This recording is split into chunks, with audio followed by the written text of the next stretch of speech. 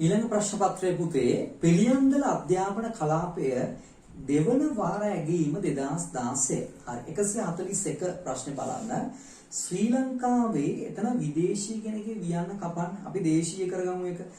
ශ්‍රී ලංකාවේ දේශීය සාහිත්‍ය මූලාශ්‍ර අතර වඩාත් පැරණිතම කෘතිය ලෙස සැලකෙන්නේ කුමක්ද කියලා අහනවා.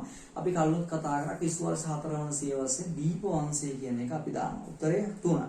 142 පාසනාන් සංදේශකාවය තුලින් කෝට්ටේ යුගයට අයත් නොවන සංදේශකාවය. අපි දන්නවා ගම්පොළ යුගයේ තමයි මුල්ම සංදේශ සාහිත්‍ය ආරම්භ වන්නේ මයුර සහ තිසර. ඒතර අපි බැලුවොත් මයුර සංදේශය මෙතන තියෙනවා. හරි. එන තිසර සංදේශයත් එකතු කරගන්න උතනට 142 උත්තරේ 1 උත්තරේ මයුර සංදේශය. ඊළඟ මෙරට වැඩිම සෙල්ලිපි ප්‍රමාණයක් ඉදිකර ඇති රජු කවුද කියලා අහනවා 143 දී උත්තරේ තමයි නිස්සංක මල්ල රජතුමාව ගන්න ඕනේ. ඊළඟට 144 දෙකට බෙදෙනසේ සිතුරු විදින්නද මිනිස් හිස්කවලක් හමු වී ඇත්තේ කුමන ස්ථානද කියලා අපි ඉස්සෙල්ලා කතා කරා රාවණා ඇල්ල කියන ප්‍රදේශයේ. ඊට 145 අපේ පුරාවස්තු රැක් ගැනීම වඩාත් වැදගත් වන්නේ අතීතයට අයත් දේවල් නිසාය, මිලකල නොහැකි දේවල් නිසාය, 3 දේශීය උරුමය ප්‍රදර්ශනය කිරීමට හේතු වන නිසාය, 4 විදේශීය සංචාරකයන් පෙන්විය හැකි නිසා. උත්තරේ පුතේ අපි ගන්න ඕන අපේ පුරාවස්තු රැක් ගන්න ඕන උත්තරේ 3 දේශීය උරුමය ප්‍රදර්ශනය කිරීමට හේතු වන නිසා. ඊළඟ 146 ගාවට අපි එනවා. 146 වැව්වම්ලු තනවා ආර්ථිකයට කල මෙහෙය නිසා මින්නේරිය දෙවියන් කියලා හැඳින්වුවේ මහසෙන් රජතුමා. ඒක අපි දන්නවා. 147 ලම්බකන් රාජවංශයේ ආරම්භක පාලකයා ලෙස සැලකෙන්නේ වසඹ රජතුමා. එහෙනම් උත්තරේ 1. 148 මහනුවර දිස්ත්‍රික්කයේ වේගීය දේවාලය අසල පිහිටි සෙල්ලිපික දටික සුමන් නම් ශිල්පියෙක් ගැන සඳහන් වෙලා තියෙනවා. ඒ සම්බන්ධයෙන් අපි ගත්තොත් මේ වේගීය දේවාලය අසල තිබ්බේ ඇද්දල කර්මාන්තයේ සම්බන්ධයෙන් තොරතුරු ඇද්දත් කැටයම් කලාවේ නියැලී සිටි ශිල්පියෙකු ලෙස තමයි අපිට මේ දටික සුමනව හඳුන්වන්න පුළුවන්. එහෙනම් උත්තර 148 3 බවට පත් වෙනවා. ඊට 149 ආයි අර ප්‍රශ්නේ අහනවා අපෙන් ඇලහැර ඇලමගින් ජලය ගෙන ගිය වැවක් නොවන්නේ කුමක්ද කියලා අහනවා. එහෙනම් අපි දන්නවා ජලය ගෙන ගිය වැව් හතරක් තියෙනවා කන්තලේ, ගිරිතලේ, මින්නේරිය සහ කවුඩුල්ල කියලා. එහෙනම් මෙතන පාඩ ගිරිතලයක ලියා ගන්න පුළුවන්. නමුත් ගිය ජලය අරගෙන ගිය වැවක් නොවන්නේ මාගල්ල වැව තමයි උත්තරේ 1. 149 1. 150 පහත දැක්වෙන ඓතිහාසික සිදුවීම් ඒවා සිදු අනුපිළිවෙල අනුව දැක්වූ විට නිවැරදි පිළිතුර මොකක්ද කියලා අහනවා. දැන් සේනහා බුද්ධිකගේ ආක්‍රමණය සූරතිස්ස රජතුමාගේ කාලෙට ලියාගන්න. සූරතිස්ස රජතුමාගේ කාලේ තමයි සේනහා බුද්ධික කියන අස්වැලුන් දෙන්න ඇවිල්ලා මේ අපේ රටේ රාජ්‍ය පැහැරගන්න. බී තූපාරාම ඉදි කරන්නේ දේවානම් පියතිස්ස රජතුමාගේ කාලේ. සීගිරි බලකොටුව ඉදි කරන්නේ පළවන කාශ්‍යප රජතුමා කාලේ. ප්‍රථම පෞද්ගලික ආරාම පූජාව වලගම්බා රජතුමාගේ කාලේ අබේගිරිය. හරි. ඒතර මේක පිළිවෙලනේ අහන්නේ අපේ. ඒතර පිළිවෙල අහනකොට මුලින්ම එන්න ඕන බී තූපාරාම ඉදි කිරීම දේවානම් පියතිස්ස රජතුමා මුලින්ම. ඊට පස්සේ ඒ සේනාගුත්තිකගේ ආක්‍රමණය සූරතිස්ස රජතුමාගේ කාලේ. ඊට පස්සේ D ඊට පස්සේ වලගම්බ රජතුමාගේ කාලේ ප්‍රථම පෞද්ගලික ආරාම පූජාව. ඊළඟට C සීගිරි බලකොටුව ඉදි කිරීම. එන උත්තරේ 1 බවට පත් වෙනවා. 151 රෝහල් ගොඩනැගිලි වලින් අටමුන් අතරදී සොයා ගන්නා ලද ලෝහමය කතුරු කීපයක් හමු වී ඇත්තේ. අපි ඒක දන්නවා පොළොන්නරුවේ ආලාහන පිරිවෙන් ආශ්‍රිතව. ඊළඟට 152 භෞතික විද්‍යාවට අයත් මූලධර්ම ගැන පැරණි ශිල්පීන්ට ඉතා විශිෂ්ට දැනුමක් තිබුණු බව විදහා පෙන්වන නිර්මාණය කුමක්ද කියලා අහනවා. එතකොට පුතේ අපි දන්නවා මේ භෞතික විද්‍යාව ගැන අපිට තොරතුරු හම්බෙන්නේ දැඩිගම කොටවෙහෙරෙන් සොයා ගන්නා ලද ලෝකඩ ඇත්පහන තමයි අපිට ගන්න වෙන්නේ 152 2 උත්තරේ. ඊළඟ 153 ගාවට යනවා අපි අතීතයේ පැවති බදු නීති යටතේ අයකල බදු අතර වැව්වල ජලය භාවිතා කරන්නන්ගෙන් අයකල බද්ද හඳුන්වන්නේ මින් කුමන නමකින්ද කියලා අහනවා. එතකොට අපි දන්නවා මේක අපි කලිනුත් කතා කරා වැව්වල ජලය භාවිතා කරා. ඉස්සරහින් ලියාගන්න බොජකපොති කියලා කියන්නේ රජුගේ ඉඩම් වල වගා කිරීම වෙනුවෙන් ලබාගත් බද්ද. හරි. රජුගේ ඉඩම් වල වගා කිරීම වෙනුවෙන් ගත්ත බද්ද. 2 කැතියඩ කියන්නේ අපි කොහ හේන් වගාවෙන් ගත්ත බද්දක් නේ. හරි. මතරම ජීවත් කියන්නේ ඇල මාර්ග වලින් මත්ස්‍යයන් ඇල්ලීම වෙනුවෙන් ගත්ත බද්දක් නේ.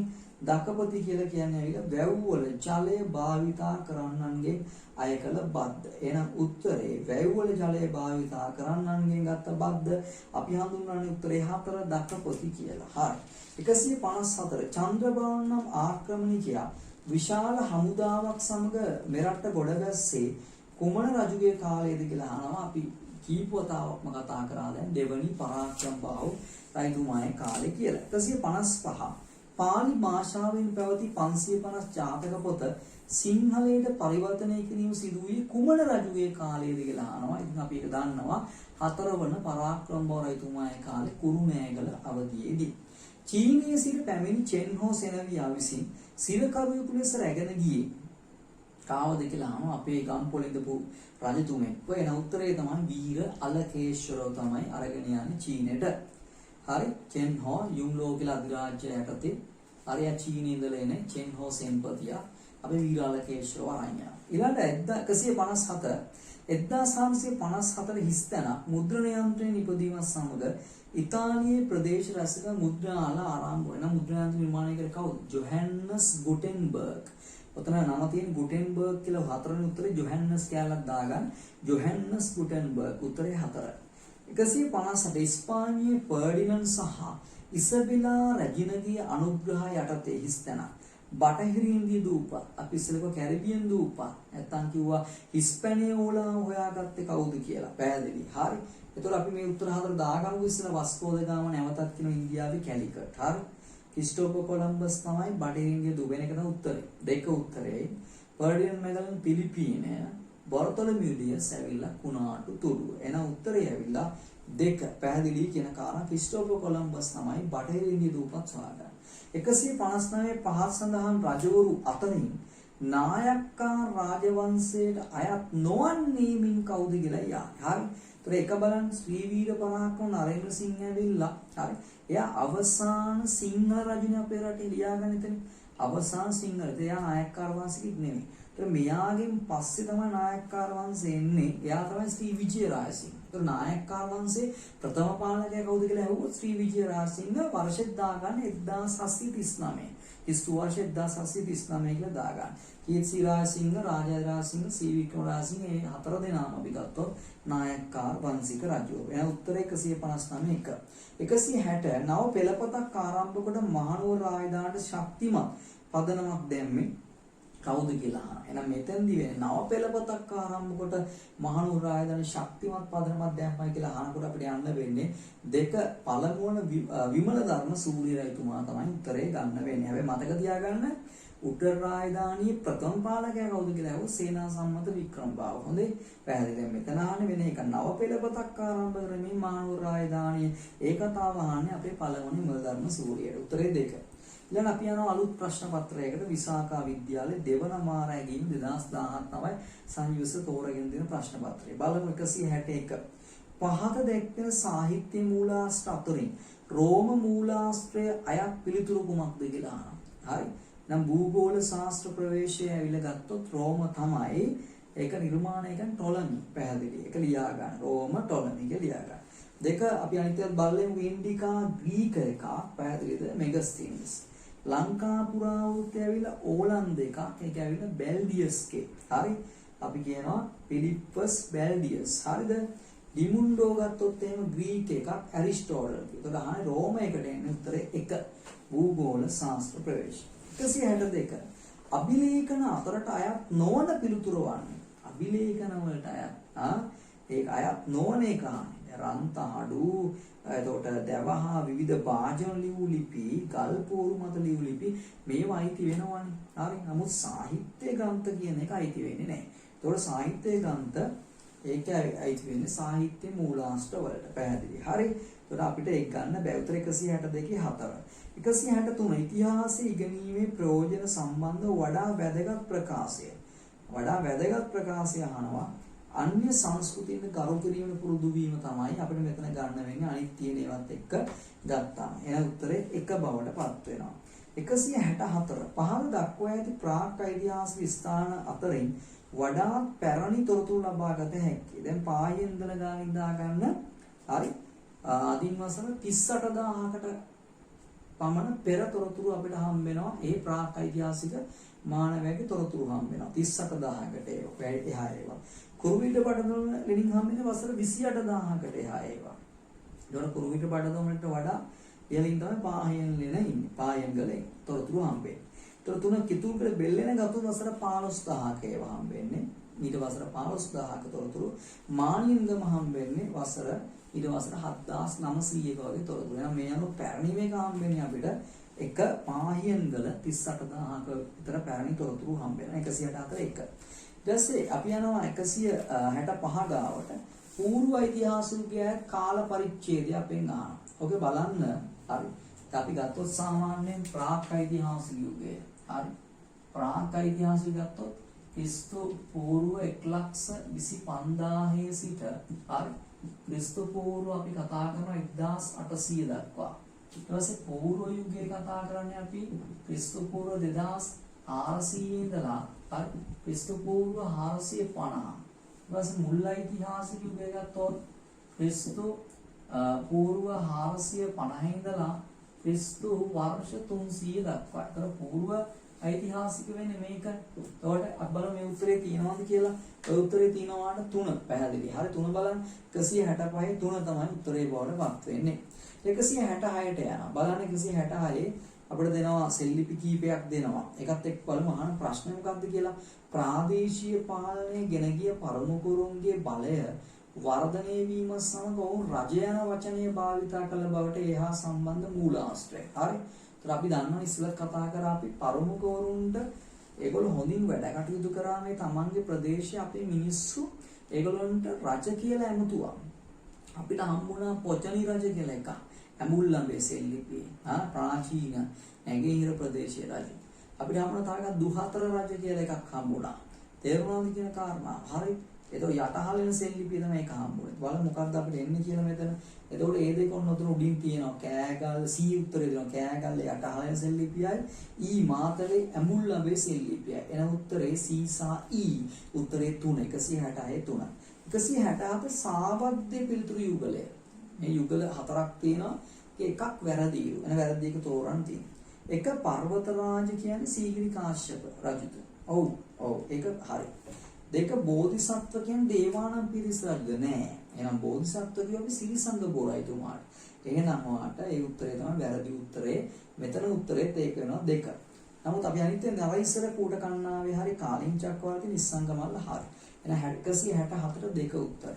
ඊළඟ අපි ආයෙ ආකරන්න තියෙන 168 උපසග්ග රෝග නම් රෝහල අපි ගත්තොත් එහෙම ඒක නිර්මාණය කරන්නේ 4 වන කාශ්‍යප රජතුමා. දරුණු රෝගයක් හැදෙනවනේ. හරි.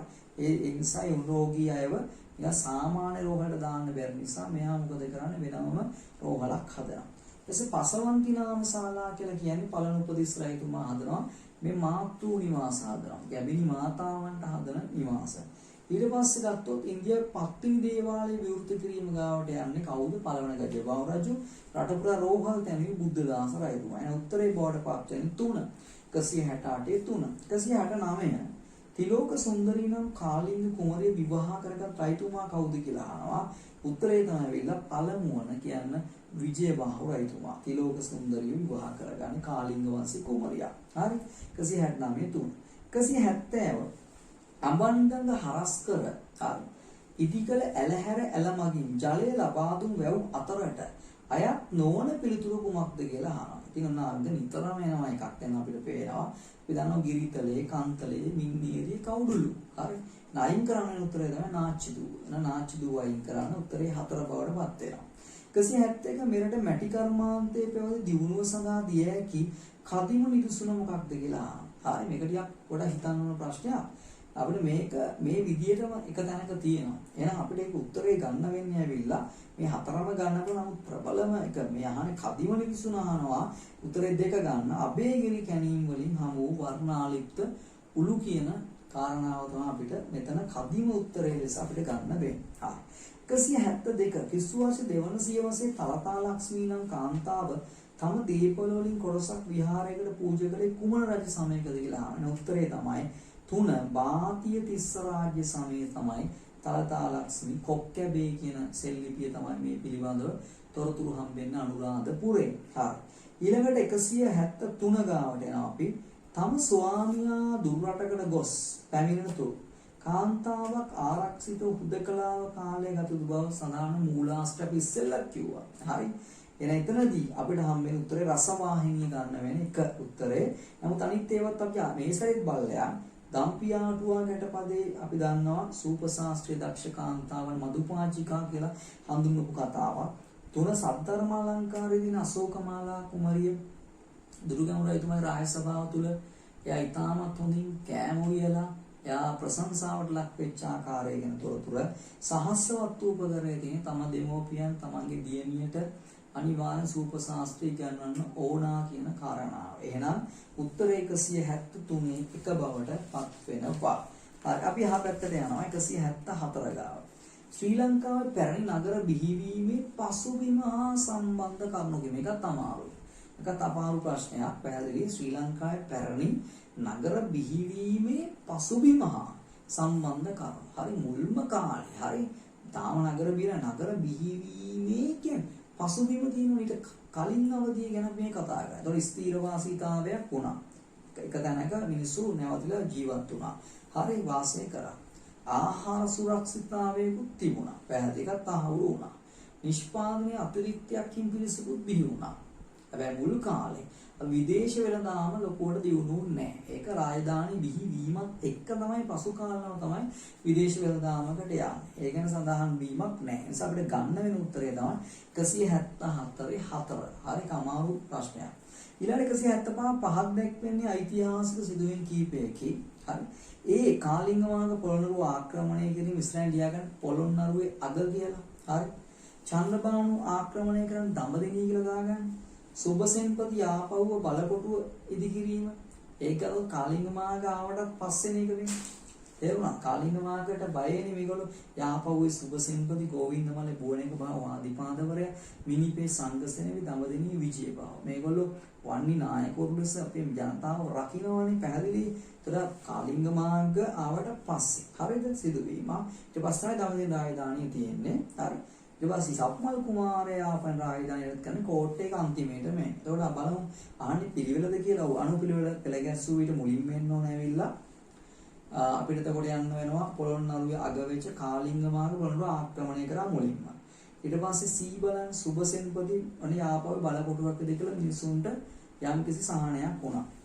ඊට පස්සේ දීබලන් පොළොන්නරු මේ දඹදෙණිය අවදි වෙනකොට චන්ද්‍රබානුගේ ආක්‍රමණයක් එනවා. අවසානයේ කෝට්ටේ අවදිය තමයි සහුමල් කුමරු යාපනය රාජධානිය යටත් කරගන්න. පැහැදිලි වෙන උත්තරය ඇවිල්ලා 3. 176 කුරුණෑගල රාජධානිය අවසාන පාලකයා කවුද කියලා අහනවා. අවසාන පාලකයා තමයි සවුලු විජේබාහු කියලා කියන්නේ. සවුලු විජේබාහු අල්ල ගන්නවා ඒක දන්නේ නැහැ. ඊළඟ 177 එකත් අමාරු ප්‍රශ්නයක් බලන්න. යෝගාර්ණවයේ යන්න ඕන ඇවිල්ලා යා කරනවා දඹදෙණි යුගයට. දලදා පූජාවලිය අපි දන්නවා ඒක කුරුණෑගල අවදිය කියලා. භක්ති සතකයේ ගත්තොත් එහෙම අපි දන්නවා ඒක කෝට්ටේ යුගය කියලා. හින බෝධාවලී ගන්නවා ගම්පොළ යුගය කියලා. එන උත්තරය ඇවිල්ලා එක බවට පත් වෙන එක නැවත බලන්න. හරි. ඊළඟ 178 ලෝව බිහිවූ ප්‍රථම ජාතික රාජ්‍යයන් තුන අතරට අයත් නොවන පිළිතුර. හරි. අපි ගත්තොත් එහෙම මුලින්ම ජාතික රාජ්‍ය බවට පත් වෙනවා එංගලන්තය.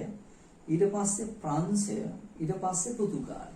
ඊට පස්සේ තමයි ස්පාඤ්ඤය වෙන්නේ. නිසා අපිට මේ උත්තර හතරෙන් ගන්න වෙන්නේ ස්පාඤ්ඤය තමයි වාට මුල්ම ජාතික රාජ්‍ය තුන අතර ගත නොහැකි එක වෙන්නේ ස්පාඤ්ඤය. 2. ඊළඟ පහත සඳහන් ලන්දේසීන් සහ ඉංග්‍රීසි නියෝජිතයන් ලංකාවට පැමිණ මුණ ගැසුණු මහනුවර පාලකී. අපි ආ කරන්න තියෙන්නේ 1602 ජොරිස් ෆන් ස්පිල්බර්ජන් එන්නේ විමල ධර්ම සූරියේ කාලේ. හරි. 1762 ජෝන් ෆයිබර්සන් කීර්තිසී රාජසිංහ රජතුමාගේ කාලේ.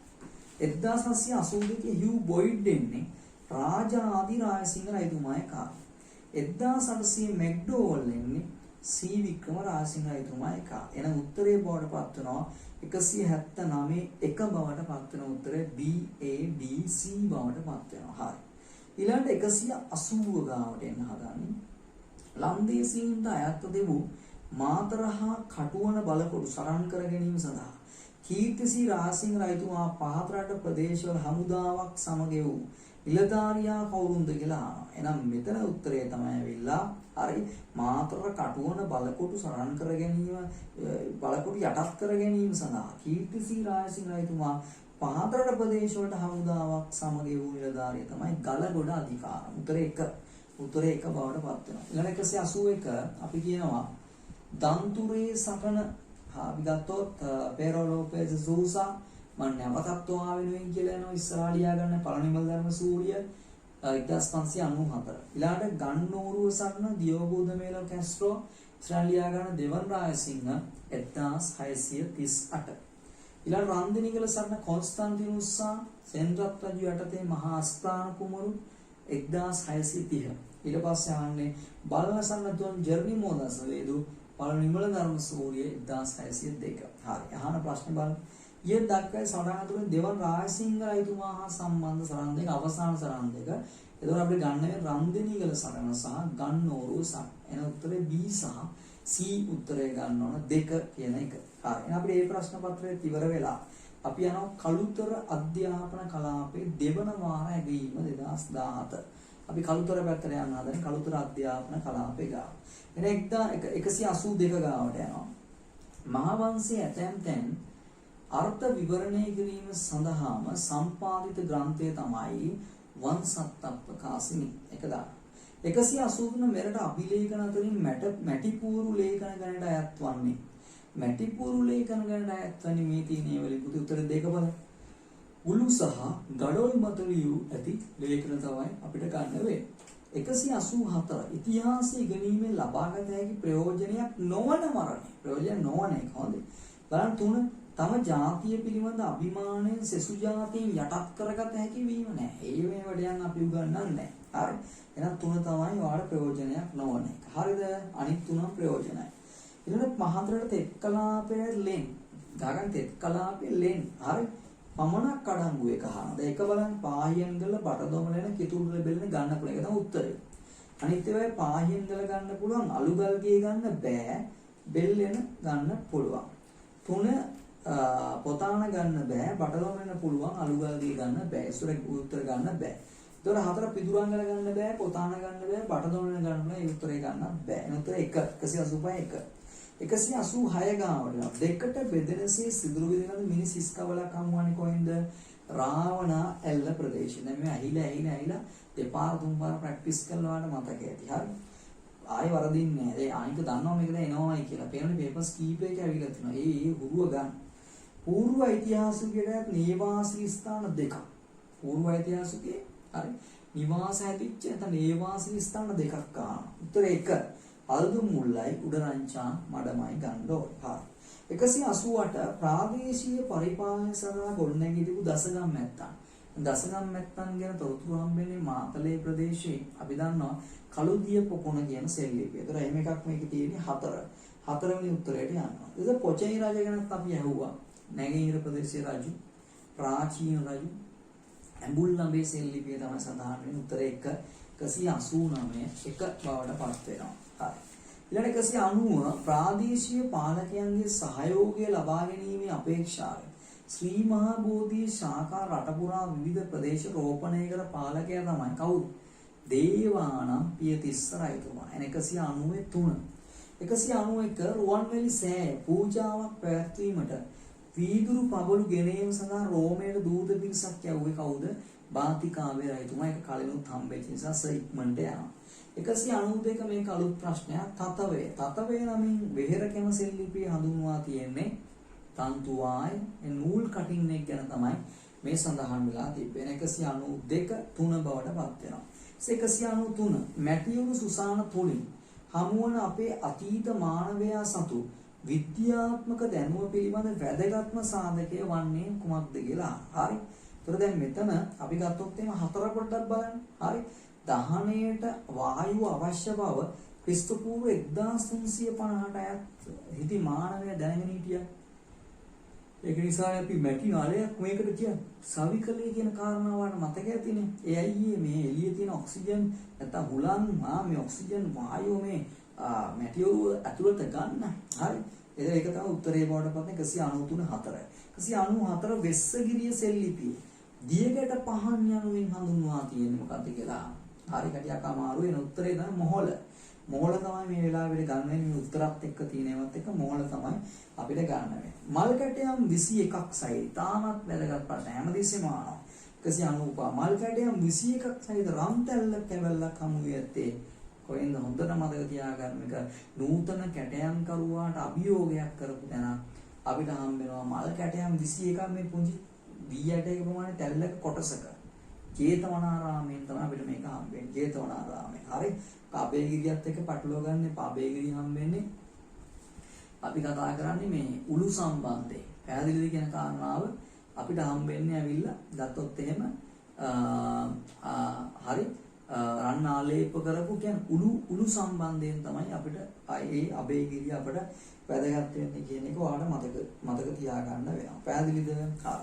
ඊට රත්කොල් සම්දරු යනුවෙන් හඳුන්වා ඇත්තේ පැහැදිලිද? හරි. අපි ගත්තොත් රාජකීය නිලධාරීන්. රාජකීය නිලධාරීන් තමයි රත්කොල් සම්දරු කියලා හඳුන්වලා තියෙන්නේ. පැහැදිලිද කියන කාරණාව. හරිද? එතකොට අපි යනවා මාඝාත නීතිය පනවන ලද්දේ කවුද කියලා ඇහුවොත් අමණ්ඩ ගාමිණී අබේ. අමණ්ඩ ගාමිණී අබේ කියන එක ඔයාලා මතක් කරගන්න කැමතියි. ඊට සූප ශාස්ත්‍රයේ දක්ෂ කාන්තාවන් මදුපාචික යන විශේෂ ගෞරව නාමයේ සඳහන් වුණේ අපි දන්නවා දම්පියා අටුවා ගැටපදේ එන උත්තරේ 2. 199 යාපව්ව රාජධානි සමයේ මෙරට ආක්‍රමණය කර දළදා වහන්සේ පැහැරගෙන යාමට සම්බන්ධ දකුණු ඉන්දිය පාලකයා සහ සෙන්පතියා අපි දන්නවා මේ කාලේ අපේ තුන්වන පරාක්‍රම රජතුමා ඒ වගේම දෙවන බුවනකපා රජතුමා අතර යම් ගැටුම් තිබ්බ නිසා ඉන්දියාවේ පාණ්ඩ්‍ය දේශයෙන් මෙහෙට එනවා අර කුලසේකර යටතේ ආර්ය චක්‍රවර්ති කියන ඇමති ඇවිල්ලා මේ දන්ත ධාතුවයි පාද ධාතුවයි ඉන්දියාවට අරන් යනවා. එහෙනම් කවුද මේ අරගෙන ගියේ කියලා අහන්නේ. එහෙනම් උත්තරේ ඇවිල්ලා කුලසේකර පාණ්ඩ්‍ය සහ ආර්ය චක්‍රවර්ති ඇමති. නැවත ගිහලා අරන් එන්නේ කවුද? තුන්වෙනි පරාක්‍රම බාහු රජතුමා එක වෙන එකකට ආයි දැස්ති වෙනවා. උඩරට අවසාන සිංහල පාලකයා අපි ඉස්සෙල්ලා කිව්වා උඩරට අවසාන සිංහල පාලකයා ශ්‍රී වීර පරාක්‍රම නරේන්ද්‍ර සිංහ රජතුමා කියන එක ඔයා මතක තියාගන්නට ඕන. පැහැදිලි වෙන උත්තරේ 4 බවට පත් වෙනවා 200. 201 ඩිවිනා කොමඩිය ඇවිල්ලා යා කරන්න අලගිය ඩාන්ටේ කියන එකට අලගියරි ඩාන්ටේ.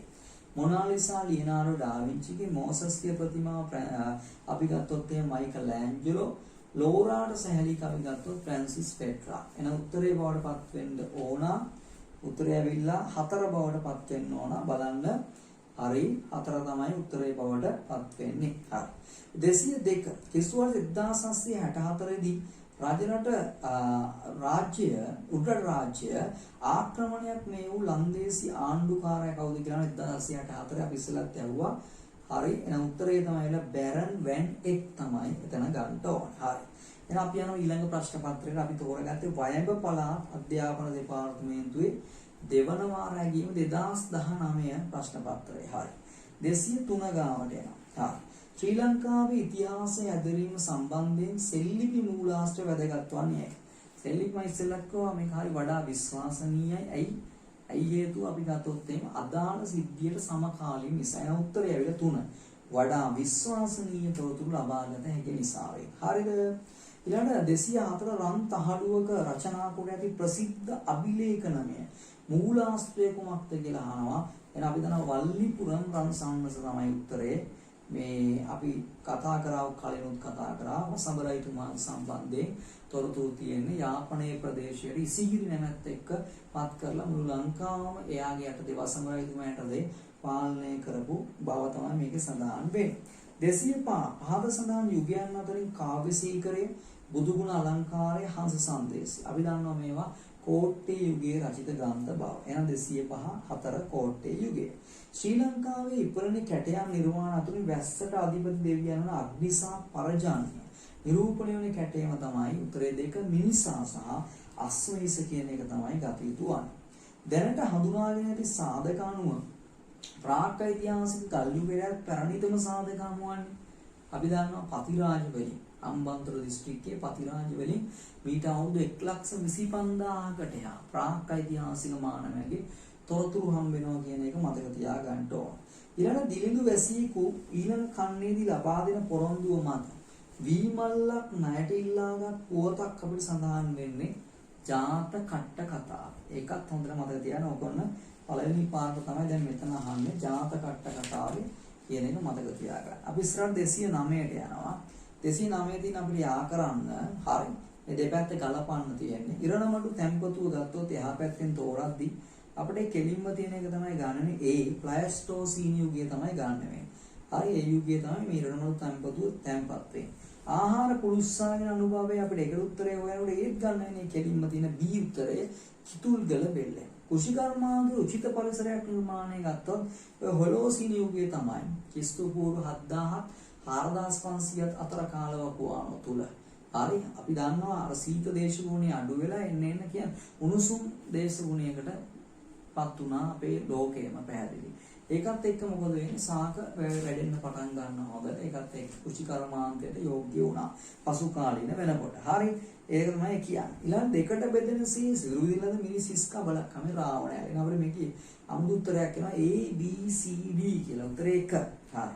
210 දේවානම් පිරිස් රයිතුමා විසින් ශ්‍රී මහා බෝධිරෝපණ උත්සවයට ආරාධනා කළ ශාස්ත්‍රීය ජීවත් වූ ස්වාධීන පාලන මධ්‍යස්ථානය මොකක්ද කියලා අහනවා. දේවානම් විසින්තුමා ආරාධනා කරේ චන්දනාගාම සහ කාචරාගාම ඉන්න හරි ප්‍රාදේශීය නායකයා වෙන උත්තරේ මෙතන ගන්න වෙන අපිට චන්දනාගාම කියන එක තමයි 4 ගන්න වෙනවා. 211 සෙල්ලිපි වල මපුරු මුඛා යනුවෙන් හඳුන්වා ඇත්තේ කවුද කියලා අහනවා. මහරජු. ඒතර මෙතන ගන්න වෙන අපිට රජු කියන උත්තරේ තියෙනවා. ඒසයි එක ගන්න 3. 212 දකුණු ඉන්දියාවේ චේර රාජ්‍යයේ පැවති පත්තිනි දේවාලය විවෘත කිරීමේ උත්සවයේ සහභාගී වූ ශ්‍රී ලාංකික පාලකයා කවුද කියලා අහනවා. ඉස්සෙල්ලා කතා කරා අපි පළමුවන ගජබාහු රජතුමා. ඔන්න අලුත් එකක් බෝවත්තේකල සෙල්ලිපි සඳහන් කබොජ මහපුගිය යනු කුමන රටක සිට ශ්‍රී ලංකාවේ වෙළඳාම් සඳහා පැමිණි වෙළඳ සමූහයක් ගැනද මේකේ සඳහන් වෙන්නේ කියලා අහනවා. අපි දන්නවා ඇෆ්ගනිස්තානයෙන් ආපු පිරිසක් ගැන තමයි මේකේ සඳහන් වුනේ. දැන් 213 4 උත්තරේ. මෙන්න අර මම ඉස්සෙල්ලා කියපු ප්‍රශ්නේ ප්‍රබල ප්‍රශ්නයක්.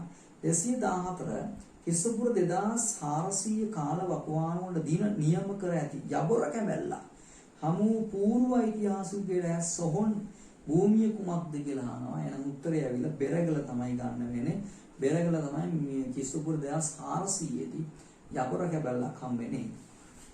215 කිරිමඩු සාන්ති කර්ම පිළිබඳ පුරාවිද්‍යාත්මක සාධක හමු වූ රත්නපුර දිස්ත්‍රික්කයේ අයත් ප්‍රදේශය වන්නේ කුමක්ද කියලා අහනවා.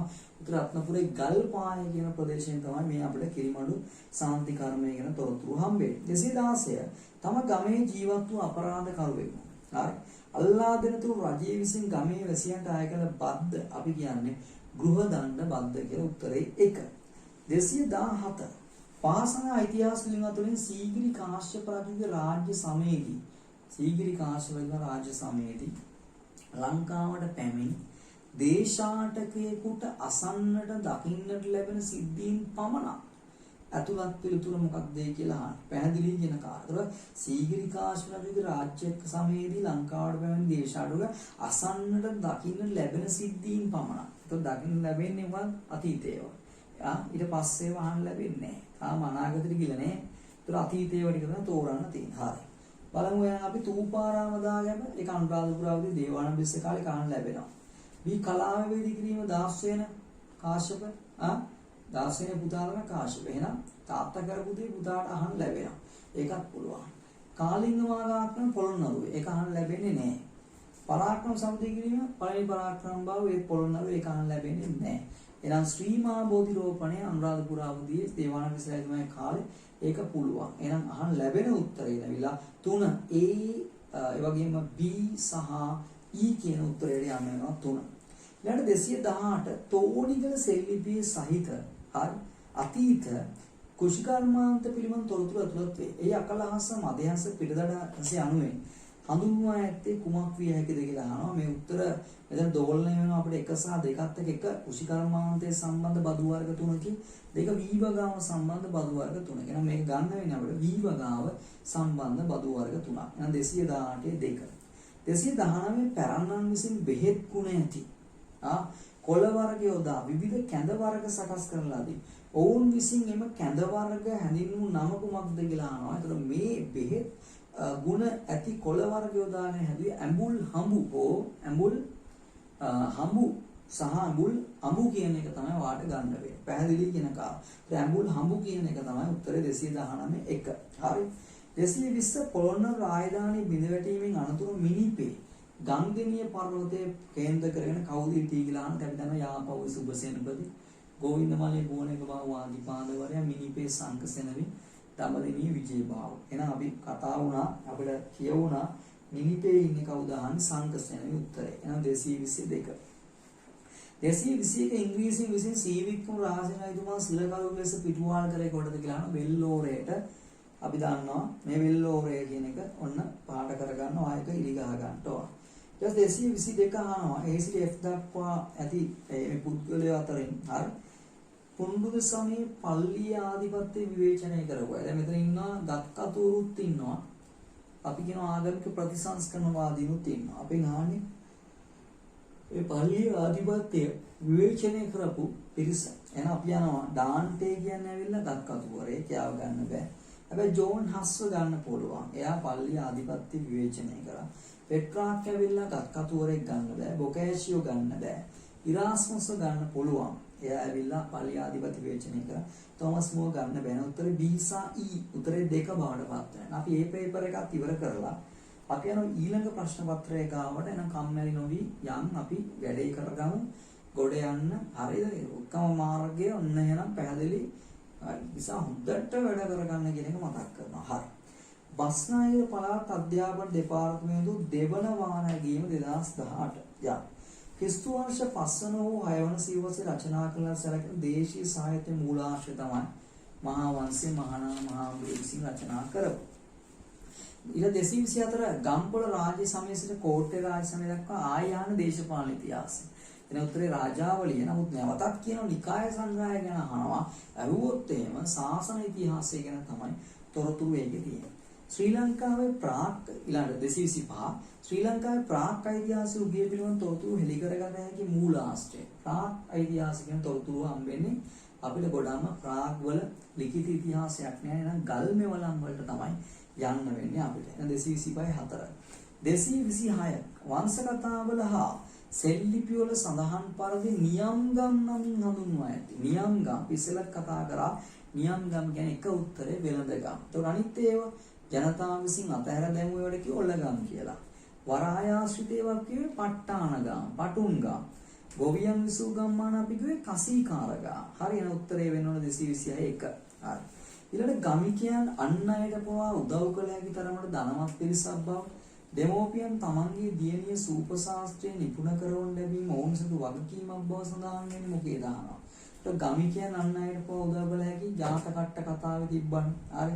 අර වීමල්ලා මේ ගමික විසින් සාමාන්‍ය ජනතාව කෙනෙකුට ලබා දෙන යට වගා කරගන්න හරියට බැරි වෙලා ඒක දෙමෝපියන් තමන්ගේ දියණිය සූපශාස්ත්‍රයේ ඒක සහස්ස වස්තු උපකරණ. ඒ උත්තරේ 227 3 බවට පත් වෙනවා. 228 ප්‍රධාන මාවත්වල ගව්වෙන් ගව්වට ගල් කණු සිටවීම සහ හේන් වගාව වෙනුවෙන් අයකල බදු අහෝසි කළ රජතුමා තමයි නිස්සංක මල්ල රජතුමා. හරි. එහෙනම් උත්තරේ 4. 229 පළමුවන විජයබාහතුමා සිදු වූ සේවාව ඇගිලි ප්‍රමුඛත්වයේ දිය යුතුවනේ අපි කලින් කතා කරා චෝලයෝන්ගෙන් රට බේරා ගැනීම. එහෙනම් උත්තරේ 2 සොලී පාලනයෙන් රට බේරා ගැනීම.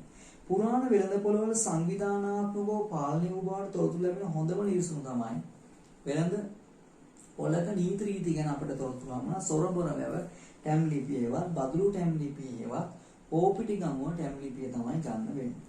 පියාගෙන් පුතා රජකම උරුම වීමේ සම්ප්‍රදාය අනුව රාජ්‍යත්වයට පත් වූ රජවරු ඇතුළත් එනම් පියාගෙන් පුතාට. එහෙනම් උත්තරේ තමයි වසඹ සහ වංකනාසික දිස්ස. වසඹ රජතුමාගේ පුතා තමයි වංකනාසික දිස්ස රජතුමා. ඒක තමයි උත්තරේ.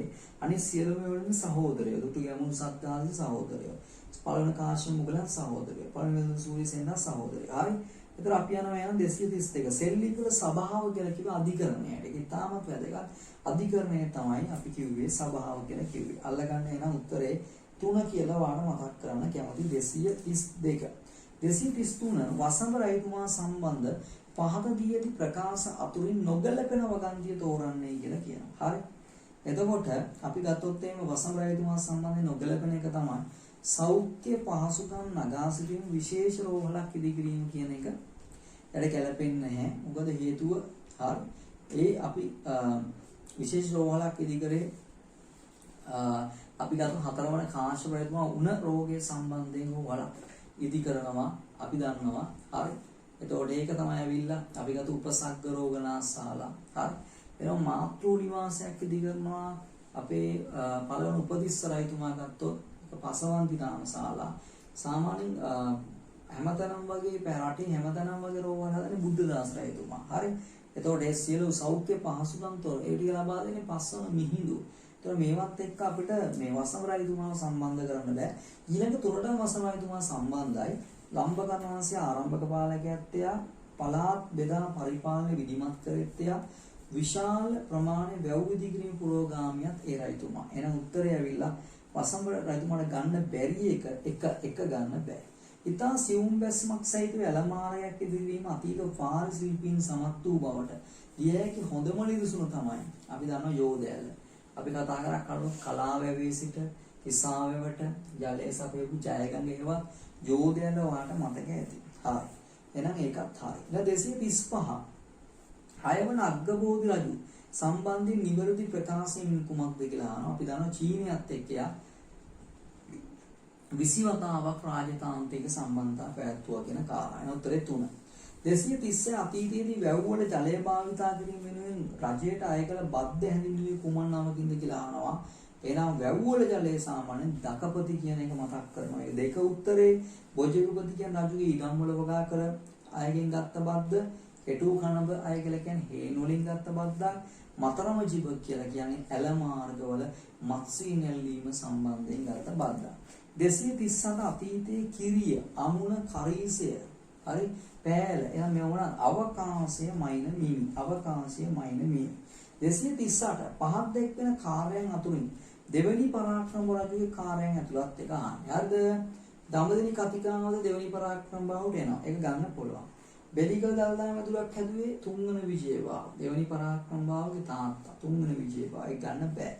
සී සපුමල් කුමරියව යාපනයේ ජය ගන්න ඒ සැලැස්සුවේ 6 වන පරාක්‍රම. ඒක ගන්නත් බෑ. කාලිංග මාර්ග පරාජයට පත් කරේ දෙවනි පරාක්‍රම වයන A සහ D තමයි ගන්න වෙන්නේ. උත්තරේ 3 A සහ D. ඊළඟට 239 බුද්ධිල කාව්‍ය කෝට්ටේ යුගයේ සද්ධර්ම අලංකාරයේ ගම්පොළ යුගයේ සිදත් සංග්‍රහවිල දඹදිව යුගයේ දලදා සිරිත ඇවිල්ලා කුරුණෑගල යුගයේ. එහෙනම් අපි උත්තරේ වඩපත් වෙන්නේ 2 කියලා මතක තියාගන්න. කිස්සුවල් 1638 සහ කිස්සුවල් 1766 ගිවිසුම සම්බන්ධ නිවැරදි ප්‍රකාශය අතර මේ ගිවිසුම් දෙකම ගන්න අපි ලන්දේසීන් එක්ක අපේ උඩර රජවරු එන උත්තරේ දෙක උඩර රජවරු ලන්දේසීන් සමග අස්සම් කළ ගිවිසුම ඉස්සරහින් ලියාගන්න මේක 1638 එහෙන් එන්නේ ගිවිසුම ගන්න වෙස්ටර් වෝල්ඩ් කියන ආණ්ඩුකාරවරයා. හරි, මේක ඔයා දන්නේ වෙස්ටර් වෝල්ඩ් කියන ආණ්ඩුකාරවරයා 1638 අනිත් පැත්තෙන් කවුද අපේ දෙවන රාජ සිංහ කියන එක මතක් කරමු. 1766 විලියම් ෆැල්ක් කියන ආණ්ඩුකාරවරයා. විලියම් ෆැල්ක් කියන ආණ්ඩුකාරවරයා අපි ගත්තොත් එයා කීර්තිසී රාජසිංහ රජතුමාගේ කාලවකු ආණ්ඩුව තමයි එයායි. පැහැදිලි කියන කාරණා මේ ගිවිසුම යන්නේ. දැන් උත්තරේ 2 242 ලන්දේසින් සහ උඩරට සංග්‍රහ ගිවිසුම් කියන එක. හරි. ඉතින් අපි 241ට යන්න හදාන්නේ. තැන්ට එනකොට පහත් දැක්වෙන ඓතිහාසික හරි සිදුවීම් අතරින් 19 සහ 20 ප්‍රශ්න වල පිළිතුරු සපයන්න. මෙන්න මේක දාගන්න තෝ මේ වර්ෂ ටික පළමුවන විමල ධර්ම සූරි රජු උඩ රාජ්‍යතරපත් වෙන්නේ කිස්තු වර්ෂ 1592. දාගන්න ඉස්සරහින්. හරි. 1592. B6 වන විජේබාහු රජුට විරුද්ධ විජේබා කොල්ලේ ඇති වෙන කිස්තු වර්ෂ 1521. හරි. 1521. මුල්ලේරියා සට්නි පෘතුගීසින් අන්ත පරාජයට පත් වෙන 1562. 1562 කිස්තු වර්ෂ. ඊළඟ සේනා සම්මත වික්‍රමබාහු හරි උඩරට පාලකයා වෙන්නේ ඒ පාලකයා භාවයේ අවසන් වෙන වර්ෂ මම කියනවා වාට කිස්තු වර්ෂ 1511 දී. පැහැදිලි. හරි.